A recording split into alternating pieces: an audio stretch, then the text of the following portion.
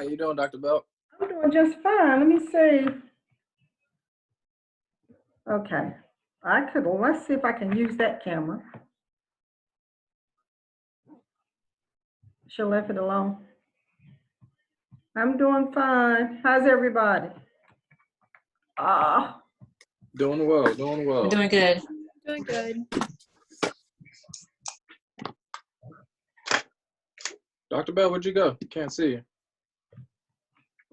I know. I'm trying not to move as much as I moved last week. Let's see. I don't know.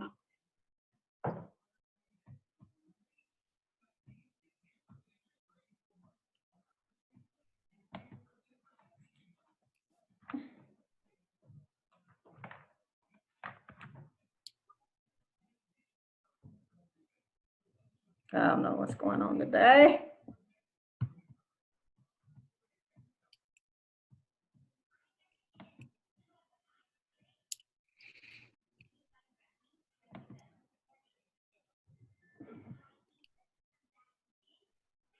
Okay. All right.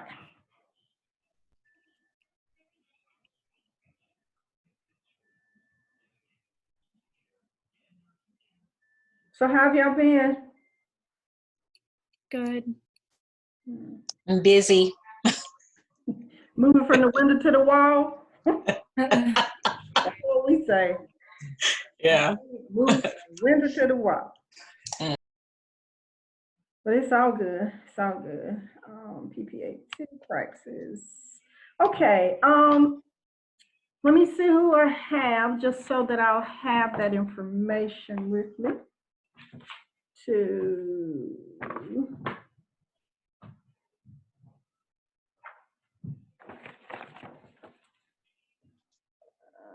511.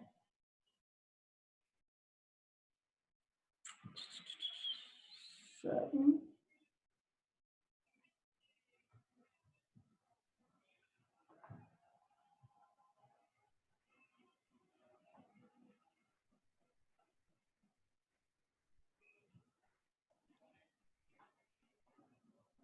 Morgan,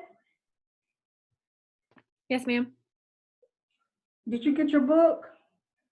I did not yet, but a classmate sent me pictures of the assignment that was due last night. So I'm going to get those uploaded whenever we finish with this. Okay.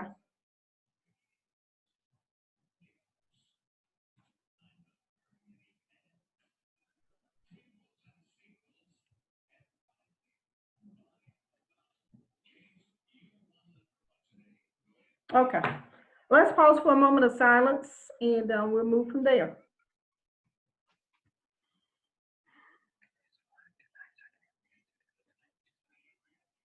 Okay. I asked how everyone was doing, so just want to know, are you experiencing anything? Is there anything that I can do to help anybody? If you need it, just let me know. Tonight, of course, we are going to look at the praxis, PPAT praxis task 1. We had a little glitch last week, but a lot of you logged off, and before the other ones, some of the other ones logged off, I was able to come back with the charts. So we took a minute to look over those. So of course, tonight, if they were on last week at the end, they got that, and so they'll get some additional clarification for tonight. I do the very best I can. If not, I have an idea as to how it might work with me talking to you.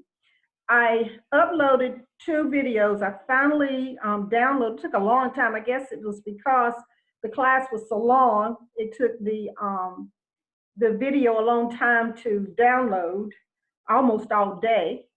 And it could very easily be because I'm at home. Normally, if I'm at the college, it's a little bit faster for me. So anyway, I finally uploaded that, and I do want to ask you to forgive me for all the jostling around at the beginning of that. So I thought tonight I'm gonna try not to do that so much, just try to go ahead and get the camera situated. So I thank you for working to get past all that moving around. I posted that video from the class last week and also posted another one. I hope that you were able to view that one, as it would provide some additional information for PPAT Task 1. Okay, so let's get started. I'm a little leery, but I'm gonna try this. Let's see.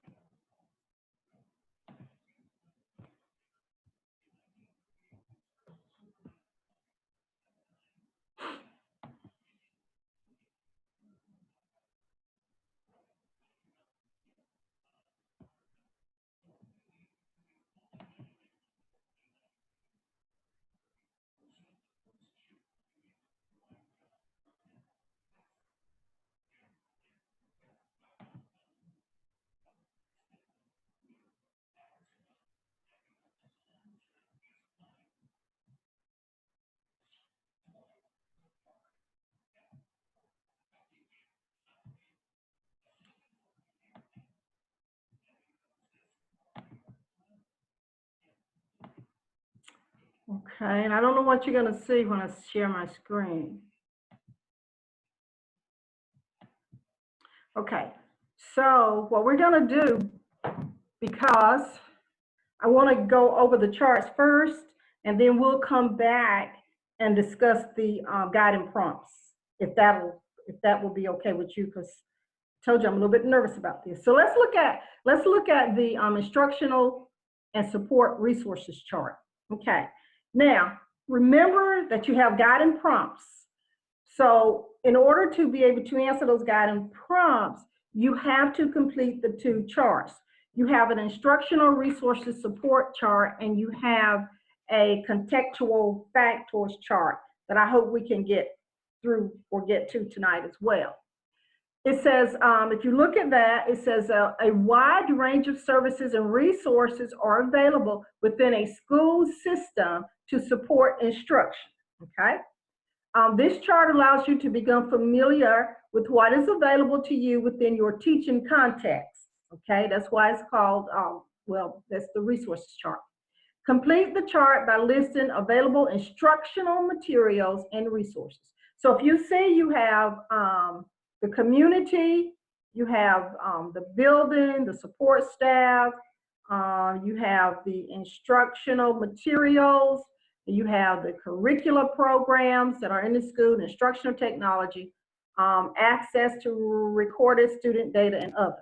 So it says one example and location. You can use more than one, because what's going to happen is when you start to complete your guiding prompts, you're going to have to refer to one of these, maybe 3 times or more. But anyway, you have to pick maybe 3 items. So that is up to you. So what type of resources does your community offer that will help you as a teacher? By listing available instructional materials and resources. So what's in the community where you live that would help you as a teacher? The second one is, what types of programs are offered at your school that are housed right in your building? Or you may list district policies. You might say that the district has implemented accelerated reading or some other type of program that will encourage students to read, you know, at home, and allow parents to assist them. So whatever it is that you decide, and just make sure that you explain whatever it is and how it can be used at your school, or during, you know, at your school, or even in your classroom. If it's a district policy, if it's something in the building, sometimes it might be that the building principal of the school has just decided that they wanted to implement a program. So it just could be specific to that building, but beneficial to your students. What types of support staff are at your school? Do you have a guidance counselor? We don't have any truant officers, but sometimes they have social workers people of that nature. That's a support staff, and there may be others there who are on that staff that would be helpful. And if you use a social worker, of course, that would be the person who's probably going out into the community in order to meet with the parents if there's some things that are going on in that house or some issues, have issues with the student. I also would, if you have a principal and an assistant principal, I would also consider the assistant principal a means of support, because he or she is usually there to help support the principal as he or she supports the learning of the students. Then you have Dr. to, yes. Quick question. Yeah. So when it comes to support staff, so since I'm a BT1, would that be considered one? A beginning, it's a Beginning no? teacher, no. Yeah. Okay. Okay, you're working, right? You're the teacher. Yes, You're ma'am. a teacher. No. It's just the other things within that school that can help support you as a teacher in that classroom. So when we talk about the support staff, we're talking about other people besides the teachers, besides the principal. Well, so there for the BT, she actually comes and observes me, and she sits in the class and just if she helps me. If she needs your help? Yeah. If you need her help, she will help you? Yes. Is that what you're saying? Well, you want to use that. She's like a coach or a mentor. Yeah. You can utilize that. She's a resource for you. Okay. If she's a resource for you, how often does she visit?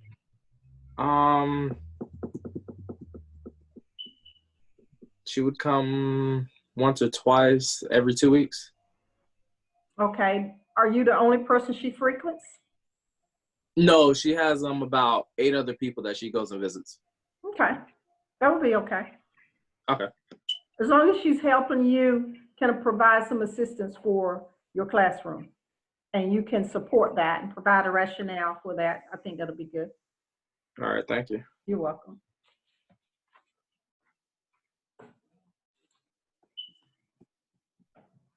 Okay, let me see. I want to make sure I have everybody. Frazier.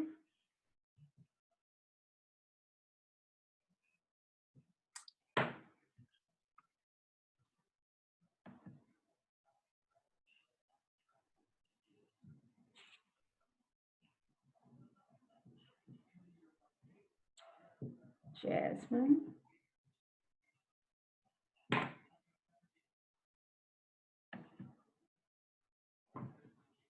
I'm taking attendance still, I'm sorry.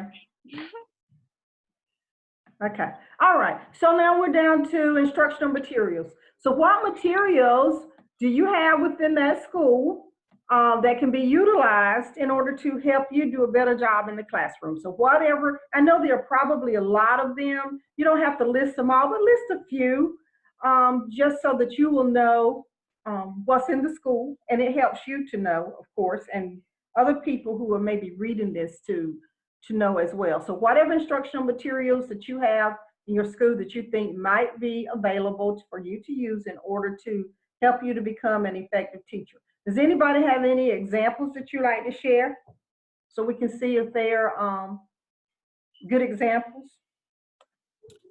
We have our leveled reading books, our guided reading. Okay. Good. All right. We have creative curriculum, which helps us with our classroom planning. Okay. That's good. Anybody else? Okay. So those are all good. So those are good examples. Curricular programs. Now you can go back, you can think about instructional materials. Those are good, but then you want to think about any curricular programs. Now your creative curriculum might fall here as well. Anybody else have an example of a program? We have a language for learning. Okay. Good. All in both places. Okay. It could. So you Reading might want, Horizons.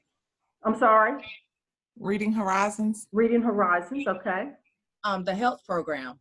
Okay. Instructional technology. What pieces of technology do you have in your schools? My kids use iPad.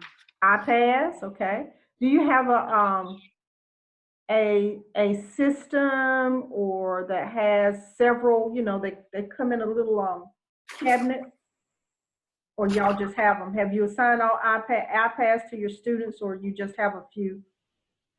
Well, I just have a few, but some of the other ones, they do come in a big cabinet, where they plug them in as well. All right. So that's instructional technology. You have the, you know, whiteboards and things of that nature. You have cameras, document cameras, and things of that nature too. You may have those little response clickers where students can utilize in order to display their answers. All right, access to recorded student data. Do you, I know you do, because it may be at your school, or of course, you know, we can always go online and find what it is that we need by visiting NCDPI. You may have recorded data when you have reading programs, because they record the data for you.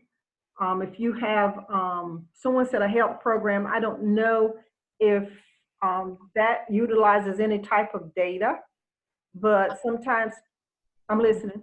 Yes, ma'am. We have to, it's dealing with reading, fluency, and comprehension. And we do have to document every time we see that student, and it's 2 to 3 times a week. Okay, and you have access to that data. So there you go, there you have that. Are there any questions or anything else that you think would be helpful to you as a teacher that would be beneficial to making sure that the students received an effective instruction? Does anybody have any questions?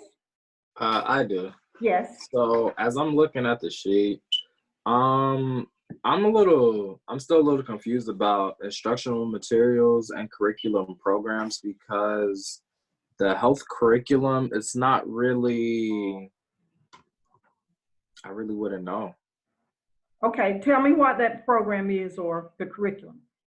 So the curriculum, it's broken down into 5 different subcategories, and well, the standards, of course, and then we have to implement, we have to teach alongside of it, like along with it. And I mean, it's not really, because I teach health, so it's just there's certain things that I can't teach. Okay. So you're torn between, is it instructional or curriculum? Does it teach they have the standards, right? Mm-hmm. Do the standards match the curriculum that needs to be taught as required by the state? Mm-hmm. Okay, so then if it's your curriculum, if that's what you're using to teach that course, then I would put that on the curriculum program, because that's what it is. Okay, and then for instructional materials, what would you use in the classroom as far as instructional materials? So is this in reference to PowerPoints and things like that? You could utilize that, but I would, let's just say, for example, we have math. I'm teaching math, and I have a wide variety of cards. I have flashcards, okay? Because I can use that to teach, okay? When you talk about curriculum, you're talking about the subject area in particular, something that's going to guide you to be able to teach that subject specifically, okay? But when you talk about instructional materials, hands-on manipulatives, okay? Those are the things that you're looking for. Those are materials. Those are the things that you can put your hands on. You can pass them out to the students, and they can utilize those. Does that make sense to you? Mhm. There's a difference, okay?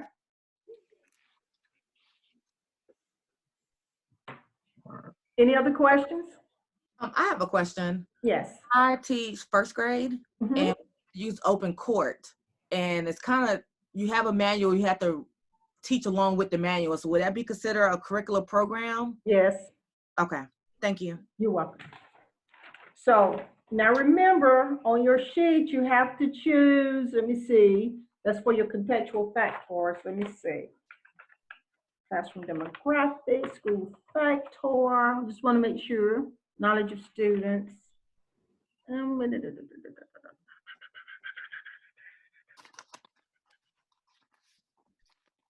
Okay, just want to look over this to make sure.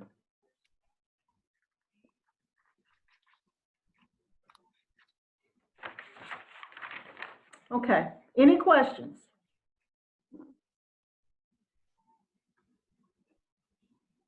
Any questions? I have one. I Yes. know that you said not to upload the artifacts along with the guiding prompts. Mm-hmm. So there's a separate section to do something with the guiding prompts. Are we Yes. supposed? If you look at the beginning of your, at the very top of week 1, you will see upload for guiding prompts. That list of items that we looked at, you see this sheet? Can you see this? Which one? Yes. Okay, that's what should be uploaded by itself, because there are areas for the, there are areas for each of the artifacts. So that list of guiding prompts should be uploaded in that area. It will tell you, it will say upload the guiding prompts here only. Right. You look at that. And that's that sheet that we printed off, that task sheet. Yes. Now with all the, Oh, so we just upload it. it says practice performance assessment for teacher, task 1, and it says knowledge of students, and it has guiding prompts. So And that's what we upload there. yes. Okay, okay, I will ask you that night. All right. Yeah. And the only reason is because it makes me move a little, allows me to move a little bit faster when having to grade them, because I normally grade the artifacts first, and then I grade the guiding prompts last. So if they're out of the way for me, then I'm good to go. Okay, let me see what I can do with the next one. Questions? Any more questions about the instructional and support resources chart? No, ma'am, you've been very helpful. Okay. So let me see if I can find another one.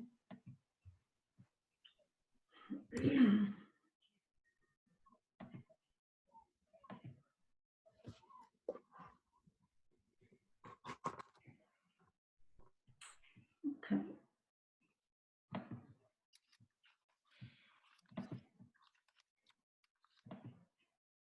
Okay, so now we have a new share. You can see the contextual factors chart. And I'm sure you've studied this. This chart is designed to help you understand the many factors that affect teaching and learning. Such factors include the community, classroom procedures, student demographics, and the physical environment in which teaching takes place.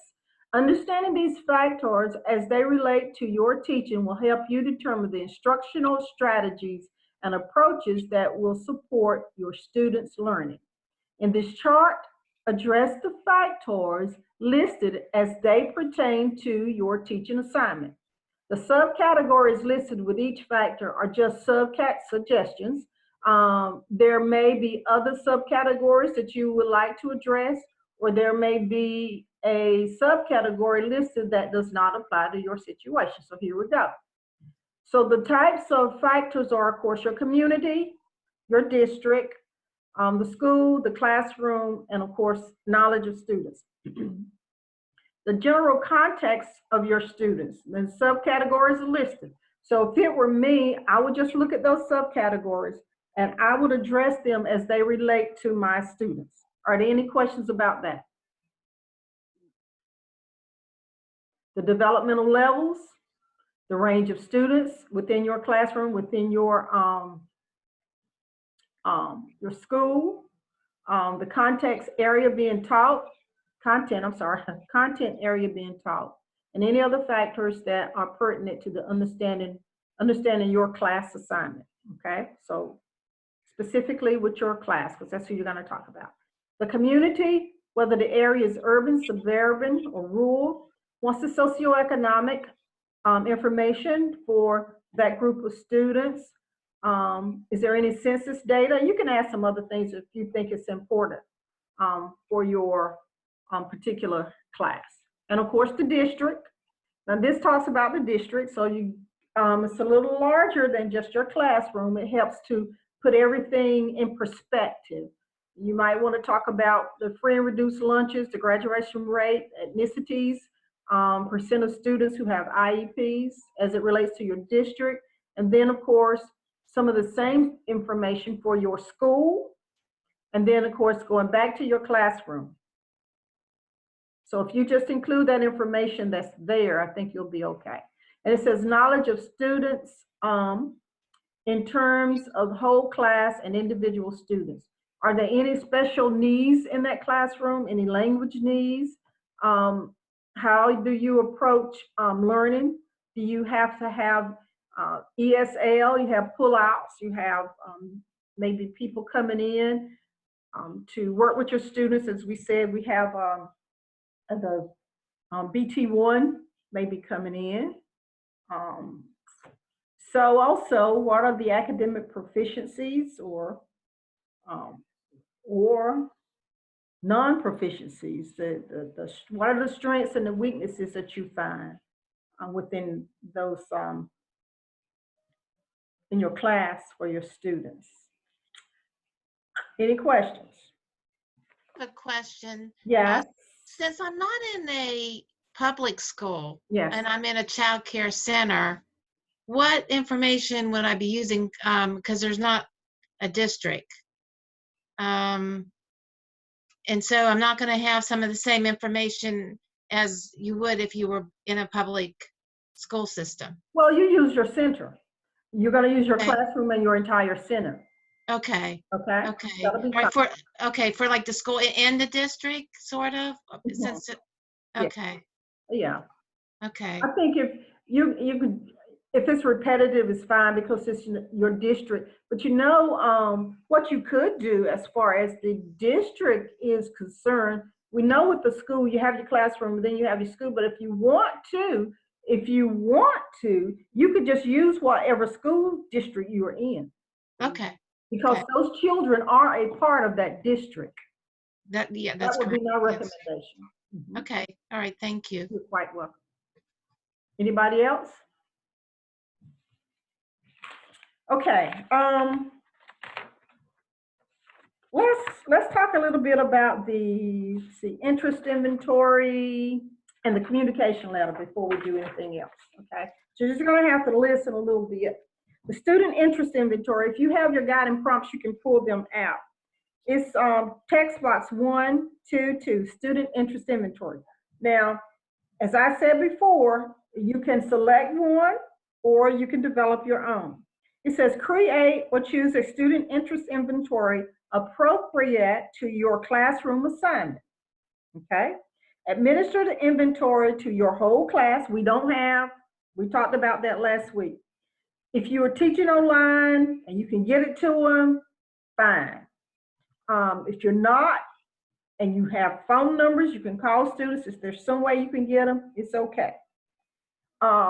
If you have children within your own house, more than one, and you need to use it, please do so. The purpose for this is to allow you an opportunity to work through this process so that you can understand what it is that you need to do.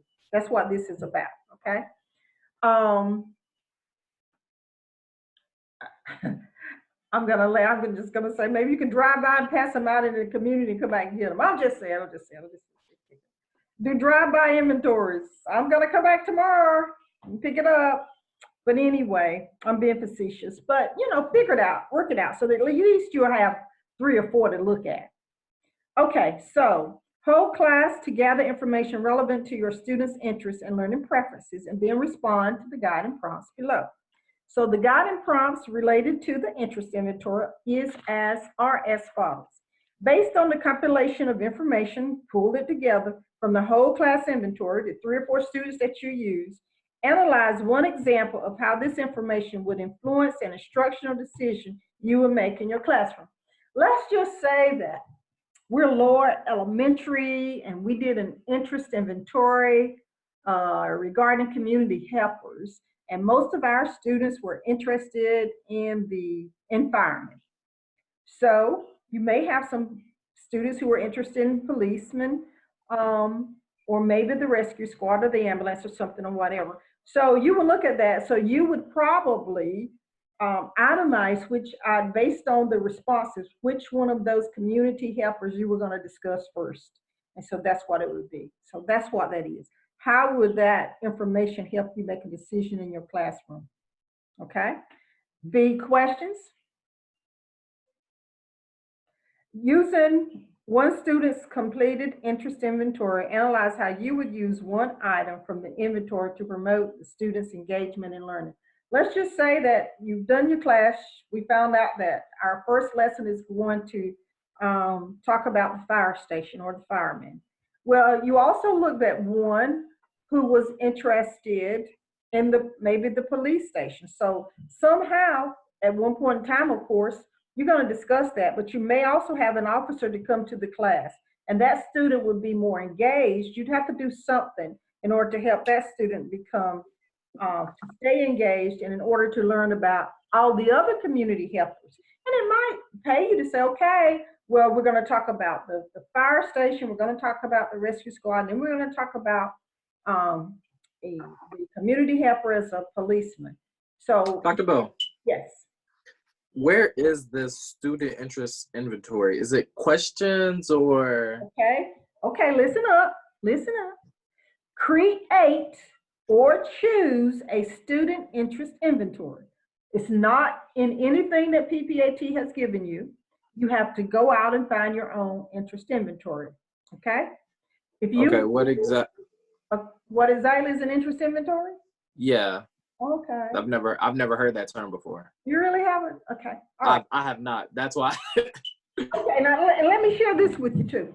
Anytime that you come up with something that you don't understand, you need to research it, okay?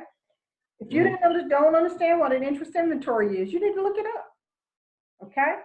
So an interest inventory, just like we did the inventory last week, right? What did that inventory do for you? The one we had that was assigned to you. It evaluated your what? Your level of what? So, did you take the inventory last week? Professionalism. Yeah. Your level of professionalism. That was an inventory. Oh, you see, I didn't understand that, but I did it. Yeah.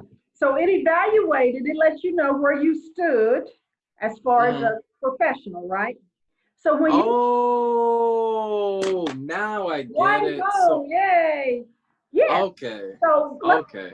So if it's an interest inventory, a lot of times you can give those, and you should give them every time you get a new set of students, because what it would do is let you know what they are interested in, so that you can design your lessons around the interest of your students. That's what's important here. That makes sense, because if you have students that you do an interest inventory and you see that the students do better with hands-on activities, it wouldn't do any good if you're just doing, if you're just lecturing them. There you go. Okay. Okay, I got it. I'm sorry about that. Please no, don't apologize. That's why we're here. But I will say that if there's anything that you don't understand, if you see a term that you don't understand, just like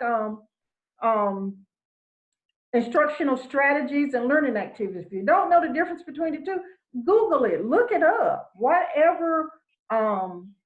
Whatever resource that you need, just look it up and see what the author says. And we'll hopefully get a chance to talk about that tonight a little bit.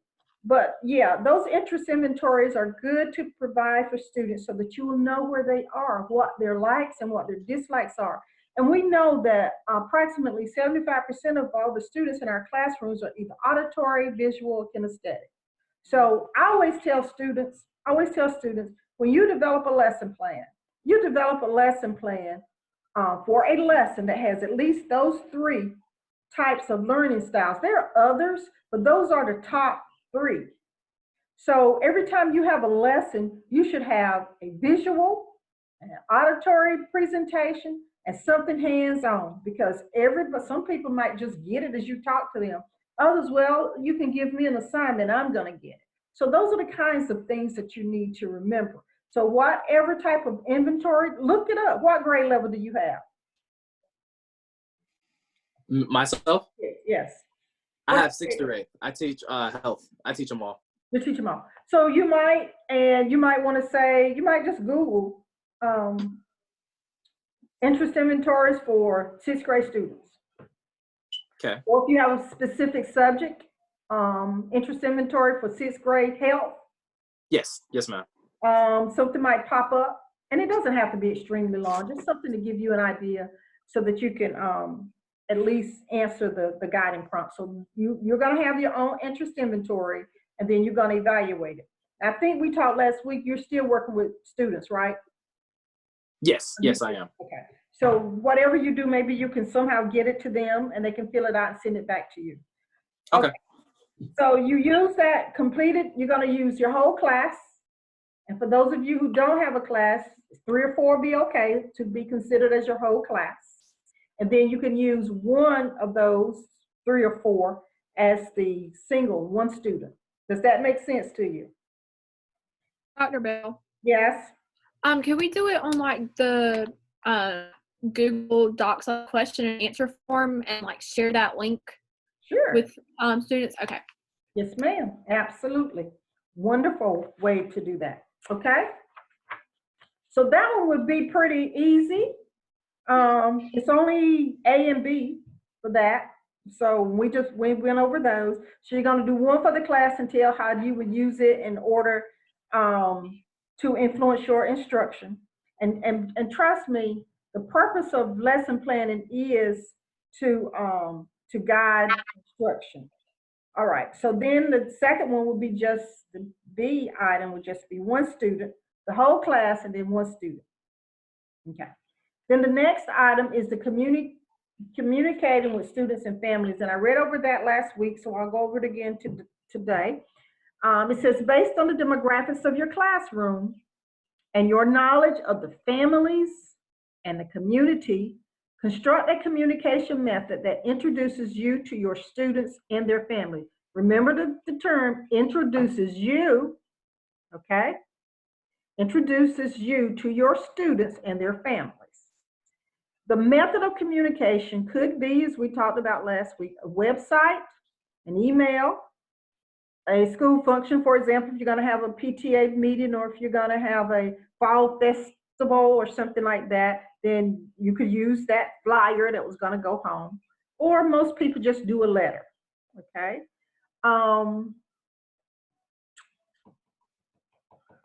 It used to have field days, so you could have sent that out and kind of introduce, hey, this is Ruby Bell. I am a 5th grade teacher.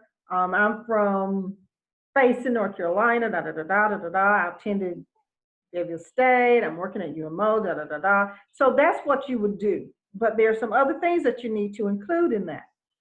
It says, after creating the communication, respond to the guiding prompts below. So within your letter, your communication home, if that's what you're going to use, make sure that you address these items in that letter. Describe one example of how your introductory communication addresses the demographic differences in the classroom. So, Pierre, talk to me about what your classroom looks like as far as the demographics are concerned. The demographics of my students would be black, white, green, brown. I would say maybe 50%. 50% of the students are white. I'll say 25% 25-30% are Black. I would say about 5% are biracial. Another 5% are Asian. So you would say then that you have a variety of ethnicities in your classroom, and you would say they were, we have, you don't necessarily have to say 50% white or whatever, but you can just name those out. We have a variety within our classroom. And then what it wants you to do, once you do that, and you have to do that, it says describe how your communication fosters interaction among you, your students, and their families. So what are you going to do? You have a variety of students. You have mixed students, you have white students, maybe Black students, Hispanic students. What are you going to do to be able to interact with all those families? So we talked a little bit, I think we mentioned that the latter part of that. You don't celebrate Christmas, but you celebrate holidays around the world. And that's how you're going to bring everybody in, maybe.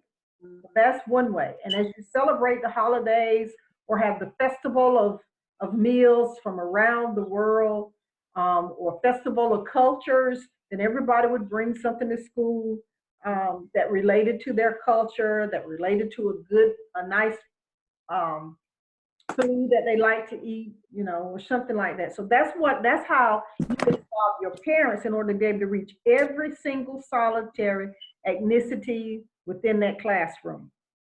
It may be something as simple as having a bulletin board in the room that addresses the different ethnicities or the different types of holidays that they celebrate.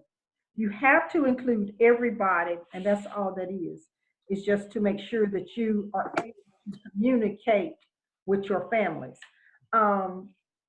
Make sure you introduce yourself. Don't forget that piece of it. You have to introduce yourself and then make sure you address the 2 prompts. Questions? For the how can I interact with the families?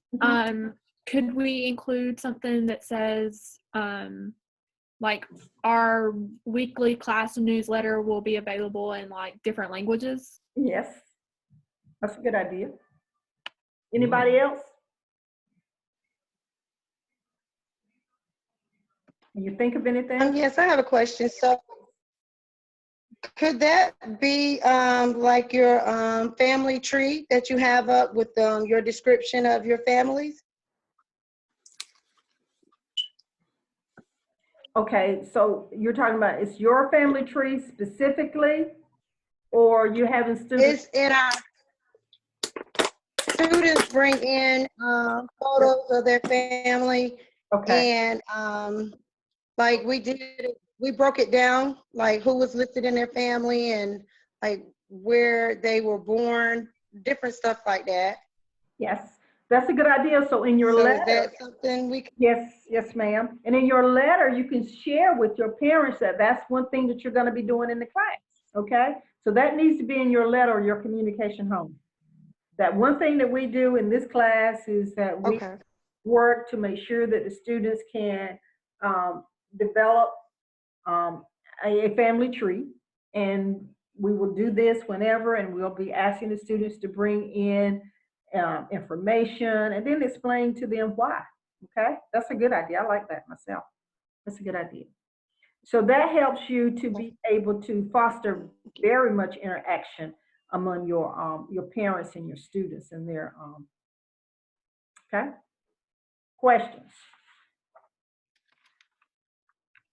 Is it clear or still a bit muddy? If you have questions, you need to answer them. And the letter doesn't necessarily have to go home. Just generate the letter for the purpose of the class. But just make sure you include, because I will read the letters and I will look for A, B, and that you introduced yourself. Okay? All right. Now let's look at text box 1, 2, 4, rules and procedures. This is activity 4, rules and procedures. It says access and review the rules and procedures for the classroom to which you are assigned, your classroom, and then respond to the guide and prompts below. I've asked you to describe one example of a classroom rule or procedure. Simple. Select your rule, select your procedure. And then explain how that particular rule or procedure facilitates instruction. Raise hand to ask or answer questions. Why is that important as a rule? How will that help you to facilitate instruction? How would that help you facilitate instruction? The question is to you. So you don't have kids just yelling out? Yes, exactly right. You got to raise your hand if you got to have a question. If you want to answer a question, you have to raise your hand so students don't blur out the answers. Explain how the rule or the procedure enhances student learning. How would that rule, raise your hand to ask or answer questions, how would that enhance student learning? It eliminates disruptions. So Yeah, like if you're trying to teach and you have a student saying, can I go to the bathroom? It eliminates that. Okay, cool. That's right. So now the next question is explain how the rule or procedure impacts the learning environment. We're looking at the entire environment. It enhances student learning by cutting down on the disruptions and the blurt outs. How will it impact the learning environment? Because if they're not blurting out, everybody has the opportunity to hear the question, whether they know it or not, and get more clarifications of what's going on. And it helps to keep the students engaged, doesn't it? Because everybody, the attention should be where it should be. It should be focused on what the teacher's doing, because there's nothing that's going on over here. Students are listening, and the teacher has the opportunity to call on the students so that they can share the information, and there are no call-outs.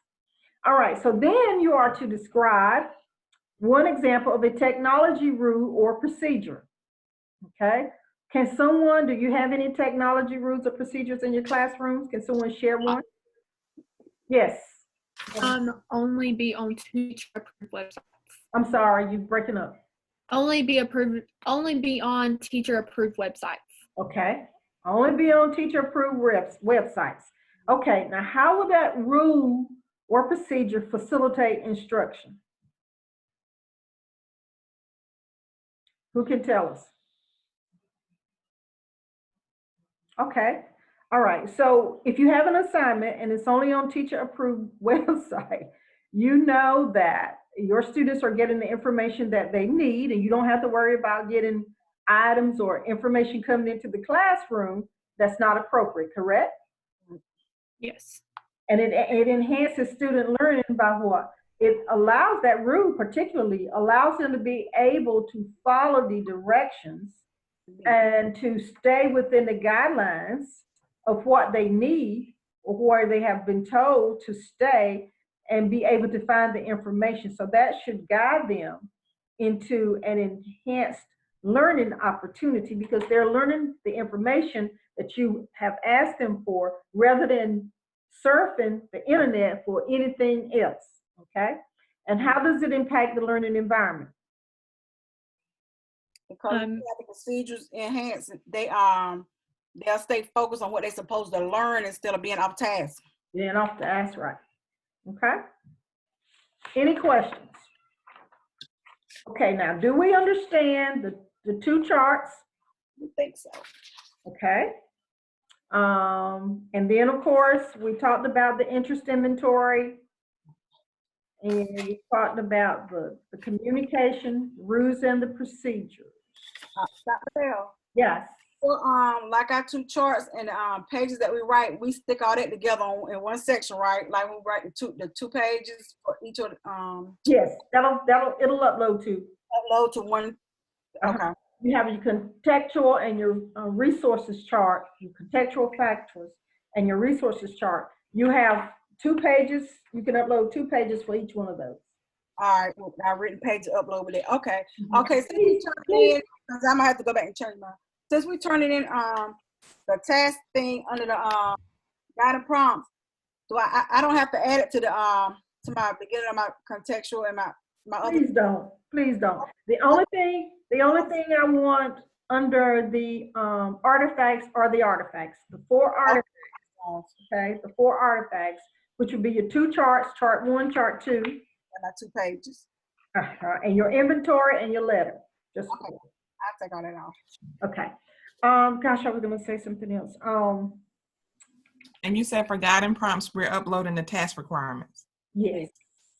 Okay. Man, good job. And y'all believe this or not, by the time you student teach, task 1 may change a bit. I'm sorry. It won't be much. You can handle it. It won't be much. By the time you student teach, if task 1 has changed a bit, because I think they are working on that, your supervisor and professor will be able to help you with that. So I just want to let you know that.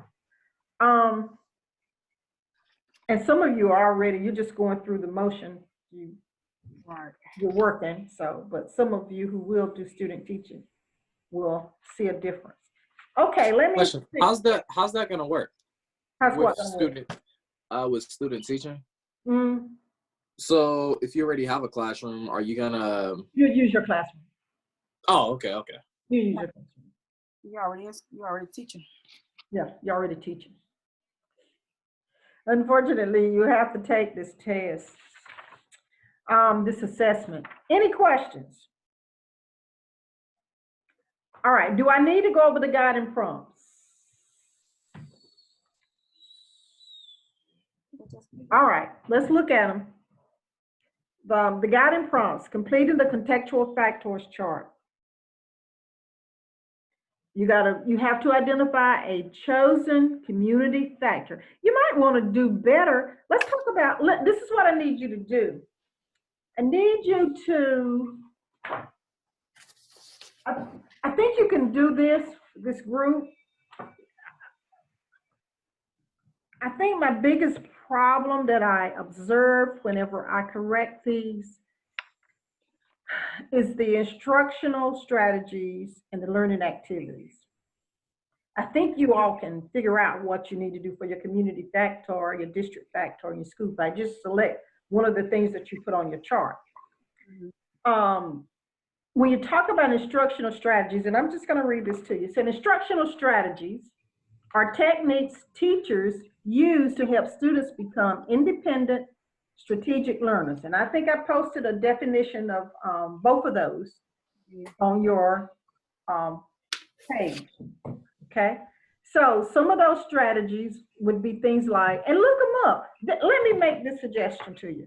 I suggest that you look up a list of instructional strategies, and I suggest that you look up a list of learning activities so that you, and write them down so that you will know the difference between an instructional strategy and a learning activity.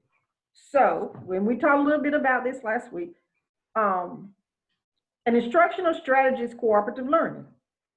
So when you put them in cooperative learning groups, they have to have a learning activity, right? Mm-hmm. So what type of activity, once you put them in their groups, that's an instructional strategy. So then what are they gonna do when they get in the group? That's the learning activity. Does that make sense to you? Yes. Okay. So just look up some of those could be used step-by-step strategy instruction, things like cooperative learning, group discussion is a strategy, independent study is a strategy, portfolio development is a strategy. Now, if you say portfolio development, then the learning activity would be what? What's going to go into the portfolio? Are we just going to have the students to in that maybe a writing portfolio, and the learning activity for the writing portfolio, you may say, okay, we're going to write poems, and then the learning activity would be that students may develop a variety of poems. You see the difference? So you have the portfolio development as the instructional strategy, but then the poems go in would be the learning activity, because you're going to help them learn how to write poems, like, haikus and things of that nature. Does that make sense to you? You find the strategy, then you do an activity to go along with the strategy. Role playing is a strategy, journals and learning logs, cognitive organizers, service learning, we won't be doing any of that. It says issue-based inquiry and think, pair, share. Group roles, group activities, pairing up with partners, that's sort of like cooperative learning. So just look those up and get a list of them. There's a guy by the name of Marzano. He has several strategies that can be used. So you can utilize those. Any questions? Let me see.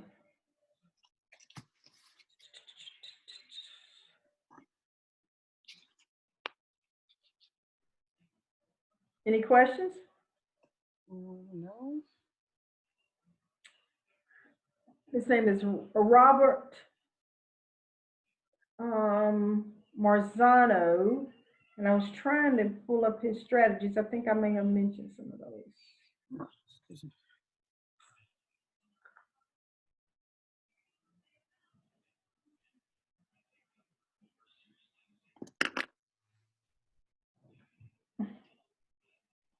Okay, some of his strategies for instructional strategies are identifying similarities and differences. What type of activities would you give the students?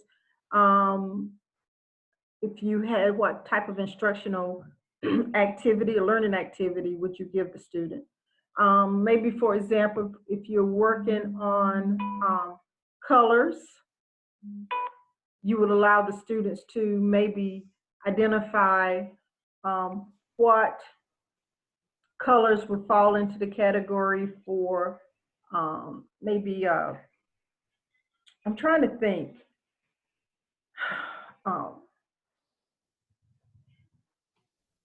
What colors would you normally see for what? Maybe I'm just saying a cow, maybe a cat, just so that they can identify what are the similarities and differences for specific animals. Another instructional strategy would be summarizing and note-taking, reinforcing efforts and providing recognition, homework and practice, cooperative learning. Of course, we talked about that one. Setting objectives and providing feedback, generating and testing hypotheses. You know, we're going to high school with that one. Cues, questions, and advanced organizers. But if I were you, I would just Google or look up and do some research on the different types of instructional strategies. And I would have them in a pile, and then I'll look up learning activities, and you can have those in a pile. So that's that. Any questions about the guiding prompts? No. Just make sure that for each one of those factors that you select, that you provide an instructional strategy, you provide a learning activity, you provide a rationale, okay? And that's it. I think there are 4 items.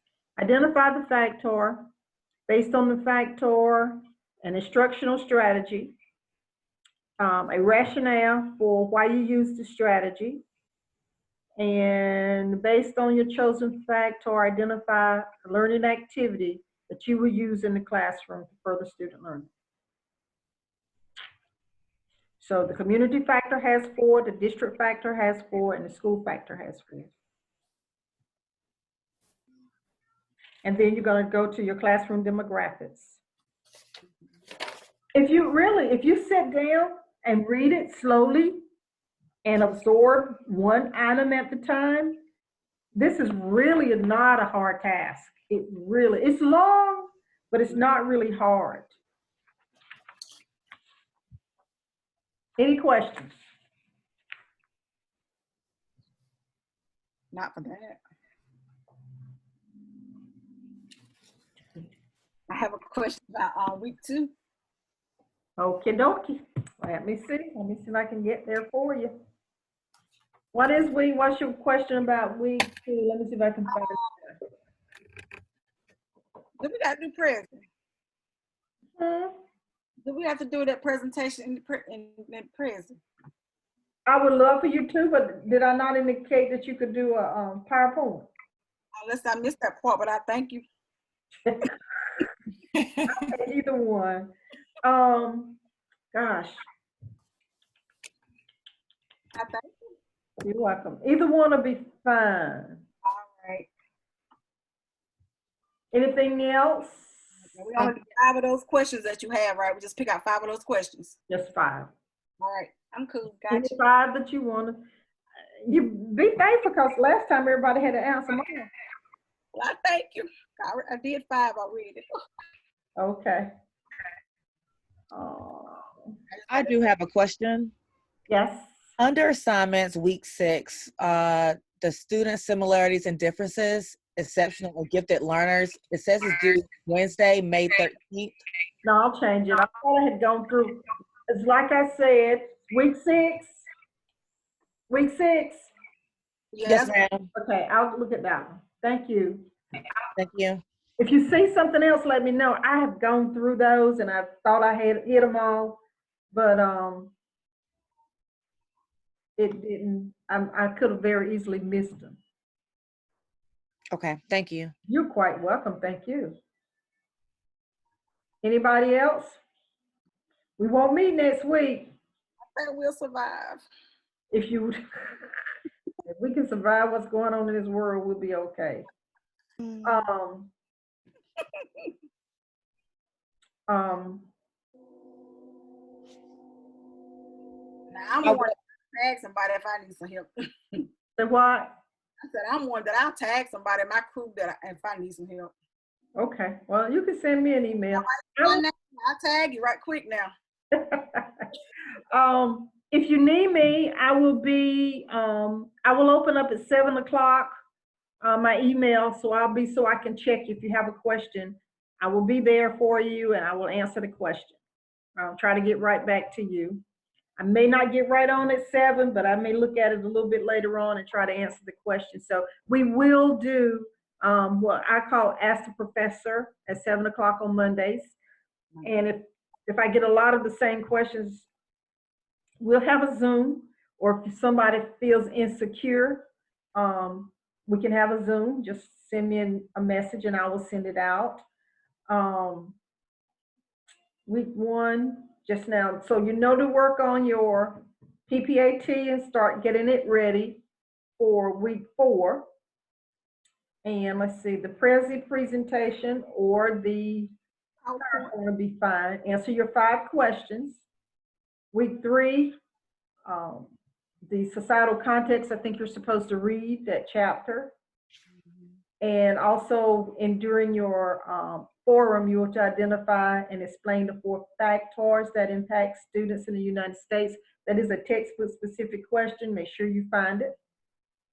I have a question. I think I may have missed it. So if we're doing this work right here for the PPAT, whenever it comes time for us to do that assessment, can we use the same thing or we'll have to redo everything? Redo. This is practice. Okay. You can't use this. Well, let me. If it's the same class, possibly. Yeah, because I was basically using. So when you plan to teach, you'll be using your same class. Ma'am? Will you be using your same class when it's time for you to student teach? Or you are a residency? I don't know. A residency. Okay, so you'll have to use the classroom, but the difference will probably be whenever that time comes, when it's time for you to do that. Are you going to teach the same? Yes, ma'am. NC pre-K here. Yes, ma'am. And they will probably want you to shore it up a little bit. Okay. If it's the same group of students, same classroom, there's a possibility. But your supervisor has to look at it. Because my purpose here is to just make sure that you know what the process is. And then when you get to do it, they will dig a little bit deeper into the things that you need. Okay? Yes, ma'am. Thank you. You're welcome. All right. Week 4 is a light week. I hope you enjoy the videos. As I said, list and explain Dr. Perry's 10 principles. They are specific to him. Don't take them from the videos because that's not where they are. Week 5, laws, policies affecting students, teachers. That's very simple. Week 6, you're moving on up. Final exam is a reminder that it is early. I don't want anybody to miss it because I don't want to have to go back and open it up for you to take it. And then I take points off. So make sure you remember that. Week 6, week 5, week 6, week 7 should be self-explanatory. If you have questions or you see some dates are not there correctly, please shoot me an email or whatever. Questions, comments, concerns?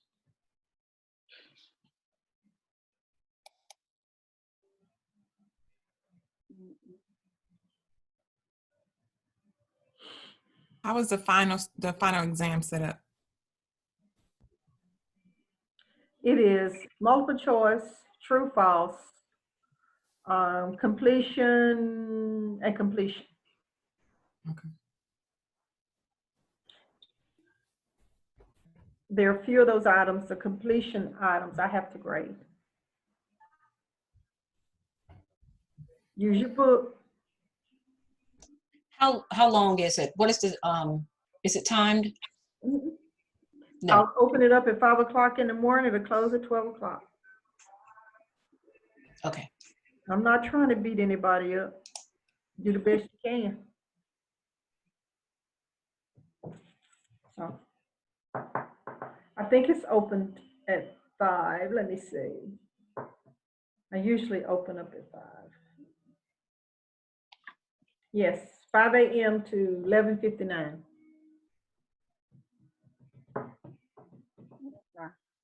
That's on Wednesday, June the 24th.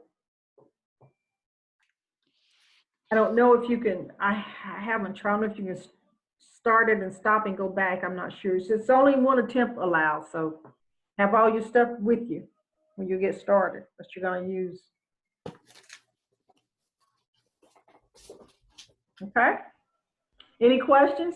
It'll take this, it's 8:05. It'll take this forever to download, probably the end of the week. Any questions, any comments, any concerns? Let me just double check to make sure I wrote everybody down. I can't give you credit for tonight, but it helps me to know who's on. If I have to ask, if I get questions, I will know you participated or did not. Oh, come on.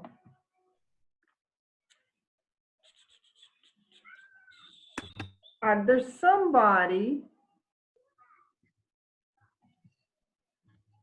that I don't have. David, I got you. Let's see. Hold up a second. I'm trying to see. You have a nurse's cap on? What's on your head? Who has a nurse's cap on? You have a nurse's cap on? I don't know. White top, black hair, long black hair. I don't have a name for you. Amber. Amber? Okay, thank you, Amber. Why your name doesn't show up? I don't know. No, it's a bow. It's a bow? Okay. I knew there was something on your head I couldn't see. Okay, cool. I think I have everybody else. Alphonse. Who is that? Connie. Connie? Yes, ma'am. I think everybody else has come through. Dr. Bell, do you have me? My computer died and I left my charger at work, so I had to click back over on my phone. So this is Cindy Johnson. C. Johnson, C. Johnson, C. Oh, yes, I do. I got Okay. All right, great. Anybody else have any questions? Jay, where you work? Say it again. Where do you work? Union County Public Schools at Sun Valley Middle School. Ooh, Union County. Okay. What's wrong with Union County? It's up there, man. That's all I got. All right, Jasmine, how about you? Duplin County Schools. Oh, okay, you down the street. Cindy? Cumberland County Schools. Cumberland? Well, Okay. private side. Yes, ma'am. Cumberland County. Okay, Amber? I work at a child care center in Wake County. Okay. Alicia? Pitt County. Pitt. Linda? Chatham Child Development Center in Chatham County. Okay, I lost, all right, Connie? Columbus County Schools. Okay, Sonia? County. Where? Carteret. Carteret, okay. Okay. Kimberly?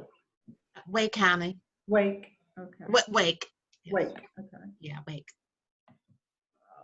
Cindy? It's Cumberland County. David? Raven County. Raven, okay. Chanel? Union County. Oh, you over there, okay. Connie? You with Jay. Connie? I say Columbus County. Columbus, okay. I may be hitting over you because I'm losing. Shakima? Shakima? Hello? She must be, she can't hear. Okay, did I miss anybody? I think I might have. Did I miss anybody? Yeah, my name. Dr. Bell. Yes? This is Shima. I work in Duplin County. Okay. All right. Did I get everybody? Yes, I think so. Okay. I'm going to say goodnight to you. Stay safe. Stay well. Good night. Good night. Thank you. Take care. I'll be sending you emails. Absolutely. Okay. I'll get them. All right. Take Okay. care. All right. Good night. Good You night. as well. All right.